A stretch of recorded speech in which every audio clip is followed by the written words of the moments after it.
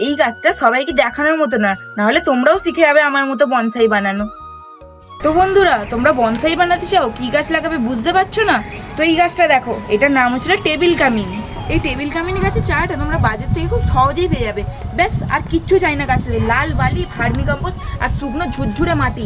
তো তোমাদেরও এইরকম একটা ঝোপালো একটা টেবিল কামিনী গাছে দাঁড়িয়ে যাবে। হ্যাঁ, কিন্তু একটা জিনিস মনে রাখবে, এটা হচ্ছে জল সেন্সিটিভ, মানে জল কম দেবে না, কিন্তু বুঝে সুঝে জল দেবে, তাহলে তোমাদেরও এত ভালো একটা টেবিল কামিনী গাছ দাঁড়িয়ে যাবে। 10 ইঞ্চি পটে বসিয়ে রেখেছি, দেখো কত সুন্দর গাছটা ঝোপালো হয়েছে। এই গাছটা ছোট থেকে বড় হওয়া পর্যন্ত কোনো ফুল ফল কিচ্ছু দেবে না, কিন্তু এই গাছটা ঝোপালো বানানোর জন্য তোমাদেরকে একটা জিনিস জানা দরকার, যে পিঞ্চিং মেথডটা কি।